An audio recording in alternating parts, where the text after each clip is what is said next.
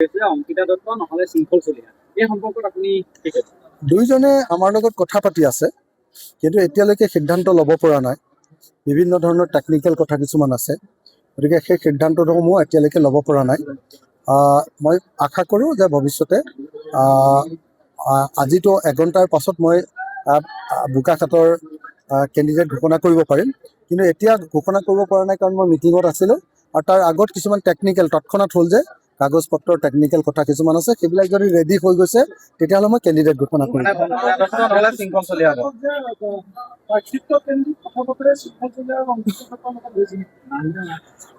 আলোচনা হৈছে। আৰু কালি এতিয়া তৃণমূল কংগ্ৰেছৰ টিকট লাভ কৰি বেলেগত। মোৰ কাৰণে এইটো এটা দুৰ্ভাগ্যজনক কথা যে আমি 64টা বিধানসভা সমষ্টিত নিৰ্বাচন খেলিবৰ কাৰণে সাজু হৈছিল, কিন্তু 64টা বিধানসভা সমষ্টিত নিৰ্বাচন খেলিব আমি পৰা নাই এইকাৰণে যে আমি বিজেপিক হৰুৱাব লাগে, আৰু সেইকাৰণে কেৱল 13টা সমষ্টিত ৰাইজৰ দলে নিৰ্বাচন খেলিবলগীয়া হ'ল। এতিয়া উপায় নাই যে শৰ্মান আলী ডাঙৰীয়াৰ নিচিনা বিধায়কক আমি এৰি দিবলগীয়া হৈছে। উপায় নাই ৰমেন চন্দ্ৰ বৰঠাকুৰৰ নিচিনা আমাৰ কাৰ্যকৰী সভাপতিক আমি এৰি দিবলগীয়া হৈছে। ধৈৰ্য কোঁৱৰৰ নিচিনা জ্যেষ্ঠ আমাৰ নেতাক আমি এৰি দিবলগীয়া হৈছে। বাবুল সোণোৱালৰ নিচিনা জিকিব পৰা প্ৰাৰ্থীক আমি এৰি দিবলগীয়া হৈছে।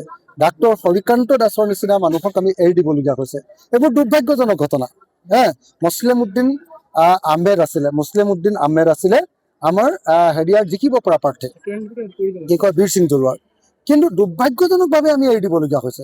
এইকাৰণে এৰি দিবলগীয়া হৈছে, তাৰ পৰৱৰ্তী সময়ত আমাৰ খোৱাং বিধানসভা সমষ্টিত আপোনালোকে সকলোৱে জানে কংগ্ৰেছ দলৰ পৰা বিজু দুৱাৰাই যোগদান কৰিছিলে।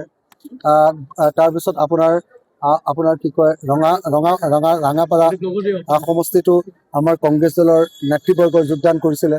কিন্তু দুৰ্ভাগ্যজনকভাৱে যিহেতু বিজেপিক হৰুৱাব লাগে, কেৱল আৰু কেৱল বিজেপিক হৰুৱাৰ স্বাৰ্থত দেশ বচোৱাৰ কাৰণে, জাতি বচোৱাৰ কাৰণে আমি কেৱল আৰু কেৱল 13টা বিধানসভা সমষ্টিত প্ৰাৰ্থিত্ব আগবঢ়াবলগীয়া হোৱাৰ কাৰণে এনেকৈ বহু যোগ্য প্ৰাৰ্থীক আমি প্ৰাৰ্থিত্ব দিব পৰা নাই। তাৰ কাৰণে মই সকলোৰে ওচৰত কৰজোৰে হাতজোৰ কৰি ক্ষমা প্ৰাৰ্থনা কৰিছোঁ। আপুনি বিচৰা বাতৰি পাব কেৱল নিউজ 18 এপত।